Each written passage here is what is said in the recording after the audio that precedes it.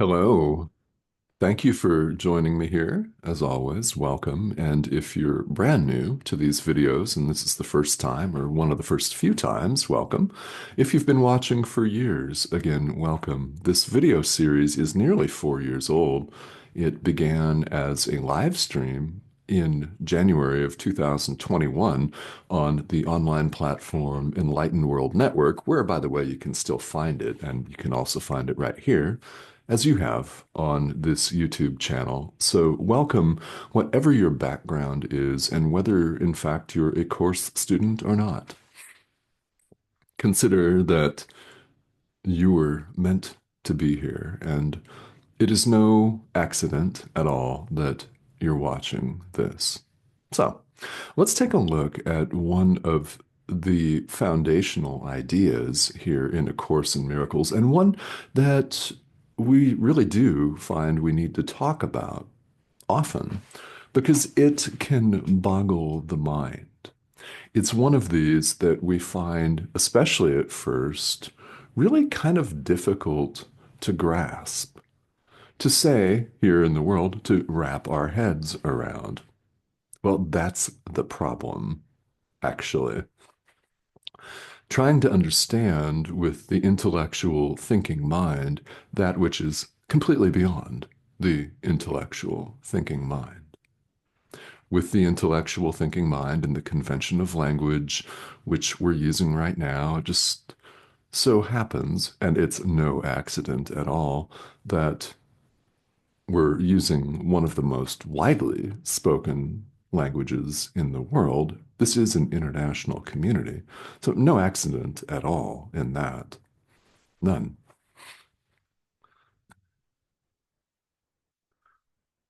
The idea that we're looking at is the idea that truth needs no defenses.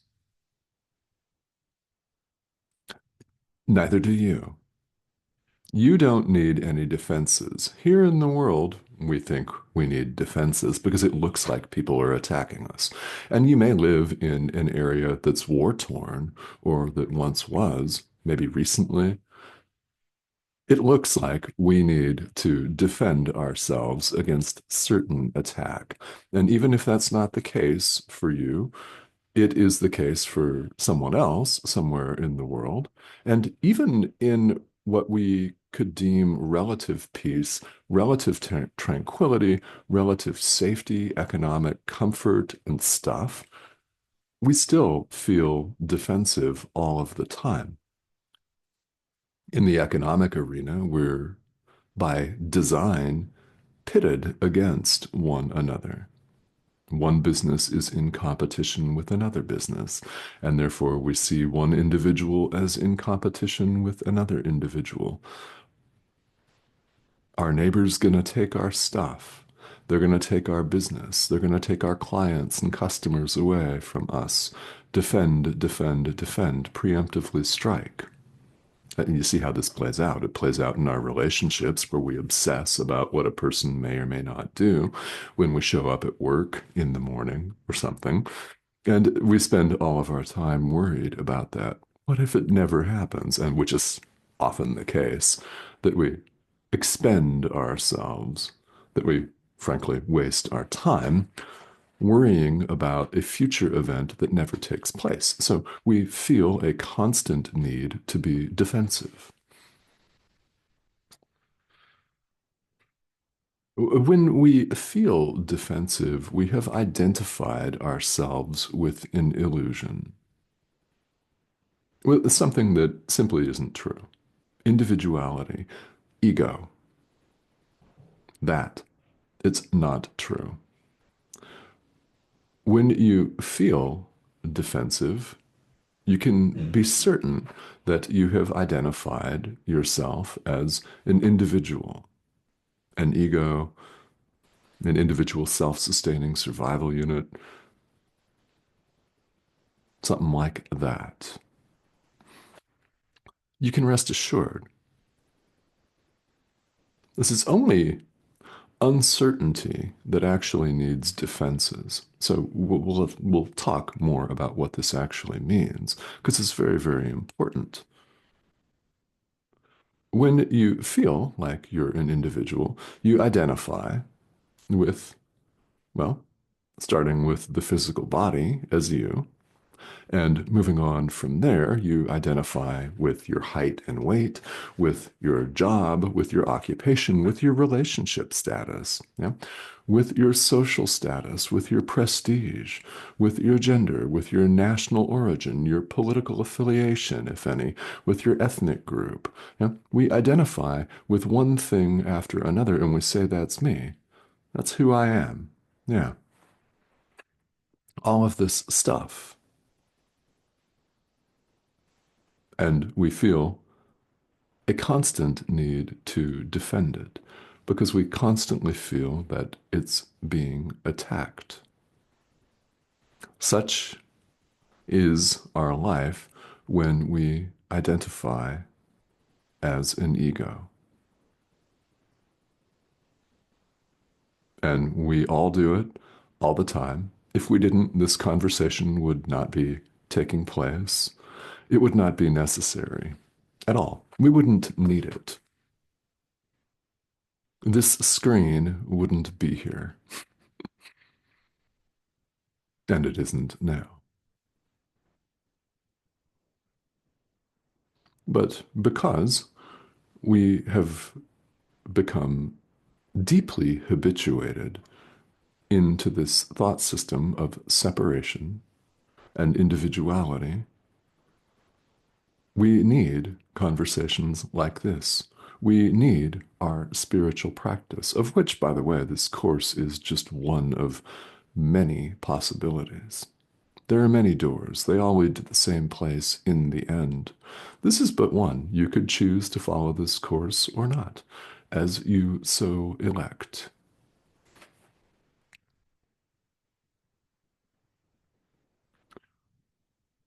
Truth needs no defenses. It simply is, and it rests in perfect, quiet strength, certainty, and power. It needs no defenses. Neither do you, in truth.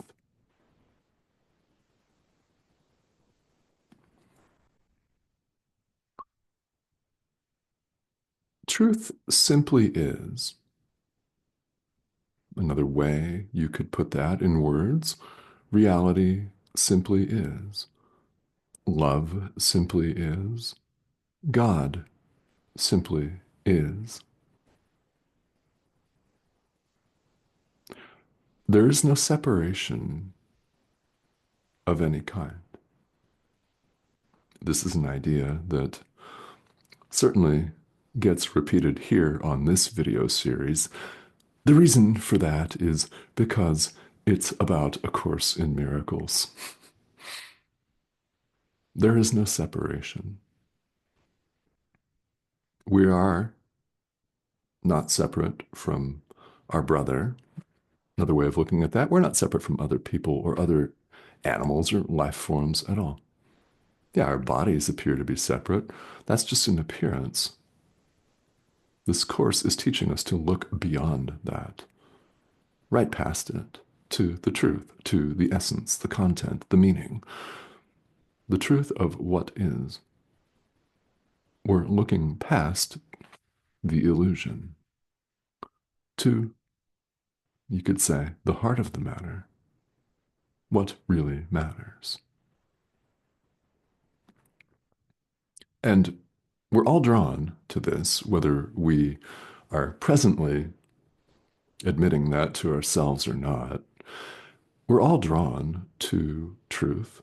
The Course sometimes refers to it as reality or our identity with a capital I. There's no separation of any kind. We're not separate from our brother. We're not separate from God in truth, and we all know that. We all deep down know that, or we would not be here. There's no way that we'd be interested in spirituality at all, much less this course, which is very profound. You deserve nothing less. I mean, really, when you think about it, and I invite you to ask yourself, haven't I wandered around enough? Haven't I dithered enough?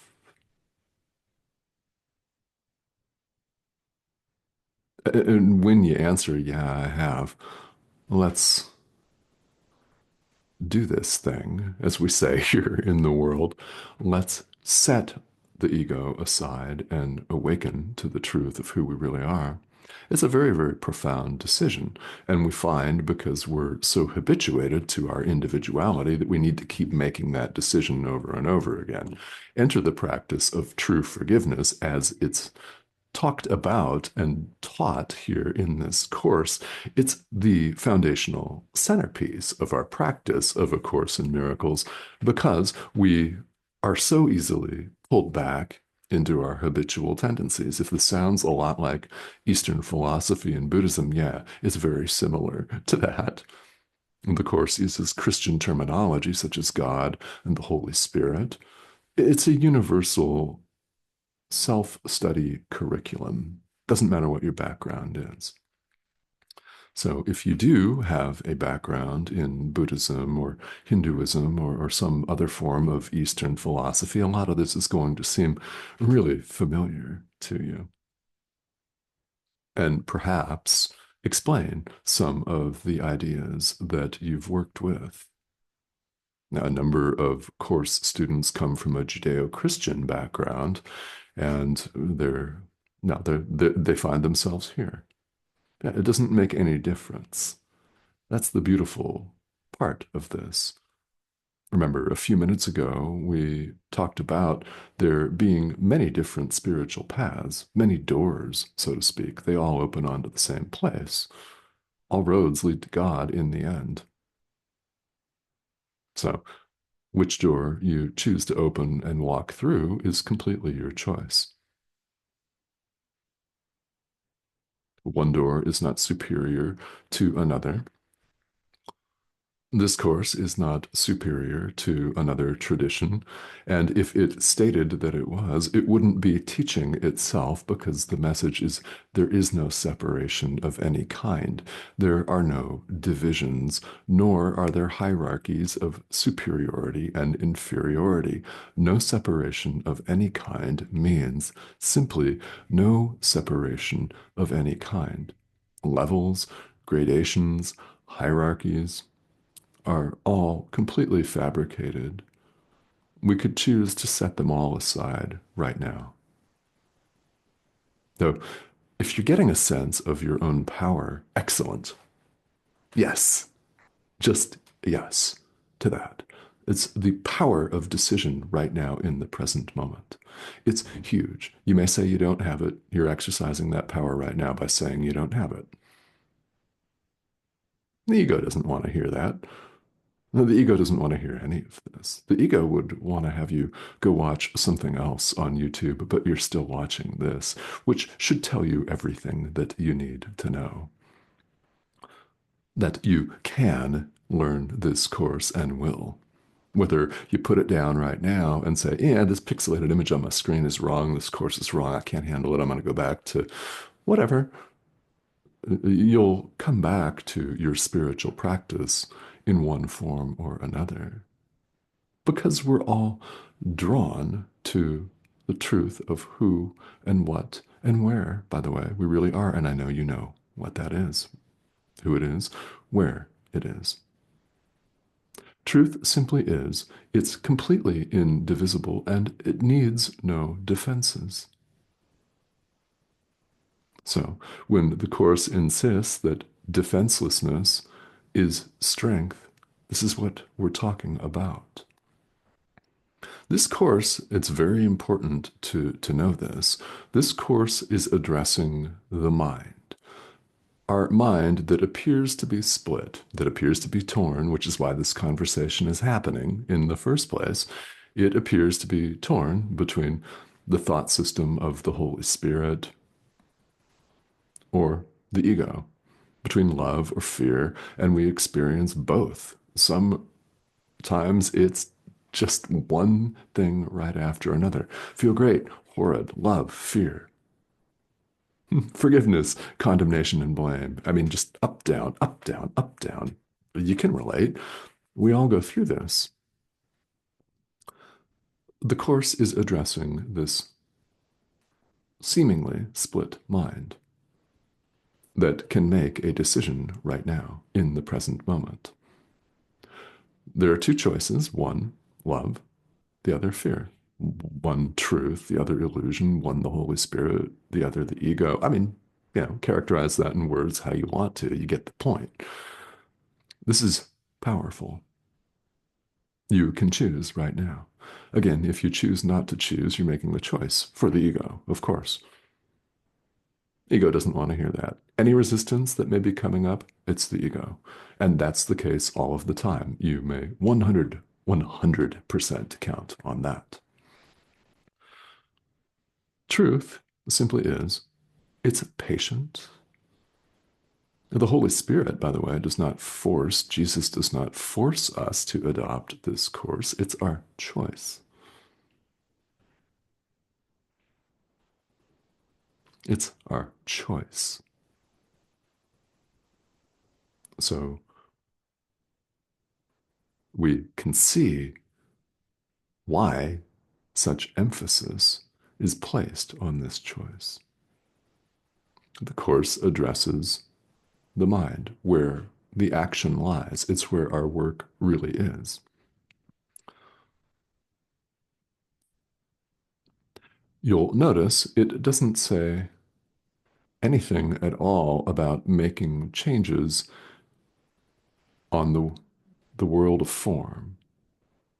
In other words, our day-to-day lives that pass for our reality. It doesn't say anything about getting a new job. It doesn't say anything about bolstering the size of your bank account or coming up with a wonderful new hot love relationship that's really steamy, that you're really into, as we say. It doesn't say anything about that at all. Those events may or may not happen as the result of your practice of this material, and whether they do or they don't is not the point. This is a course in mind training. It's about changing our mind. Now, on the surface of the world, you may say that you need to be defensive. Well, if someone's coming at you and you have to defend yourself, do it. Of course. What we do here as students and practitioners of this course is we continue to live our normal lives. If you're going off to work today, go off to work today. Show up, but you don't have to believe in its reality. Again, this course doesn't have anything to do with the level of form. So you don't have to run off to the Himalayas, shave your head, and enter a convent, a monastery, or anything like that. Unless you're so directed by the Holy Spirit to do it. That's a different story. So we just live our lives, but we don't have to look at it the same way. See, our issue is we've been looking at it with the ego, and this choice that we keep harping on is the choice to look at it with the Holy Spirit instead, to see it differently. When you make that choice repeatedly over and over again, it's very powerful because your experience begins to really change. Again, it's not about getting a newer, brighter set of clothes or a car or a bank account or anything like that. That may very well happen. In fact, as you become more loving and forgiving, you may find a lot of really cool things happening to you. Why? Because you're not showing up as condemning, judgmental, hateful, and blaming. Right? But it's not about changes in the world of form. There is no world. Hmm. Central teaching of this course. What this means is we're all perfectly at home in God, where we've always been, one with our Creator. as the singular Son of God, the creation of God, the thought of God. Thoughts remain in the mind of the thinker. Ideas leave not their source. Capital S. Okay, the end, right? Now, there's always something more to say. Why? Because we need it. We feel anxiety and depression and fear, and perhaps you're dreading something that may be coming up, maybe today, maybe next week or next month. I don't know. Or perhaps you're dwelling on something that happened last week or last month or 25 years ago, past. I don't know. We all have the opportunity, and it's a beautiful opportunity, to come back right now to the present. What sounds like Eastern philosophy again, doesn't it? Hmm. Gee, I wonder why that is. If you've ever wondered why meditation's a thing in spiritual practices, in yoga, things like that, it's for this reason. We spend almost all of our time dwelling on the past, what we coulda, woulda, shoulda done,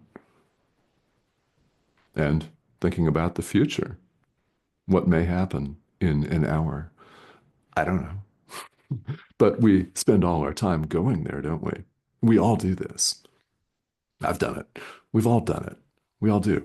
And we race through scenarios in our mind, many of which, as we all know from personal direct experience, never even happen. They don't come to pass. And we discover that we've wasted ourselves on them. And if one of them does come to pass, and we have a course of action in mind that we implement, then we're instantly thinking about the next course of action. So it's a beautiful opportunity right now for us to return to the present moment and choose our own strength, the strength of Christ. Christ, by the way, refers not just to the historical Jesus, but to every living thing, the Son of God, singular, God's creation, singular. So, when this course refers to Christ, the Christ, it's all of us. And I think you may deep down know this. I bet you do. And you've probably thought this more than once, that we're all sons of God. We are the singular Son of God. Yes, if you've ever thought that.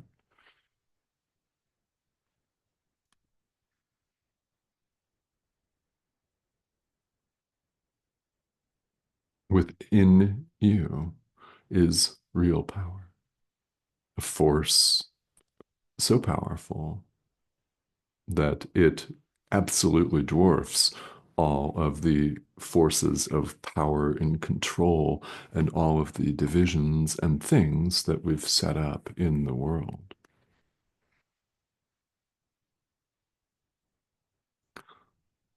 So, whether you choose to follow this course or not, well, again, it's a choice. Familiar, right? Choice, decision. Yeah. Well, spirituality is an adult endeavor. It's your decision to make whether you choose to forgive or condemn. It's your choice to make whether you are judgmental and blame or whether you forgive and extend love. Quite simply, we're all adults here, and this is an adult endeavor. So, whether you choose to continue along this path or not is again entirely up to you. I know many of you are longtime students. Many of you have just started out, and my hope in offering these videos is that it will inspire you to put these ideas into practice, that you may get some sense of how profound our reality capital R, really is, and be inspired to experience this more and more and more in your daily life. To that extent, these videos will continue to appear several times a week. Questions are always welcome, by the way. Spirituality is deep, deep self inquiry, as evidenced by just this single solitary conversation right now, one of many. So I welcome your questions and comments as well. If you want to pop in here on the comment thread on YouTube, even if you just wish to hop in and say hello, I'd love to hear from you. So please go ahead and do that. The subscription button's here in the corner of your screen, that icon that you see there. Just go ahead and click that and join us. Thank you to those of you who have recently joined us. The community is growing, it's international, and all of your questions are more than welcome. So I thank you for tuning in, and I will see you again soon.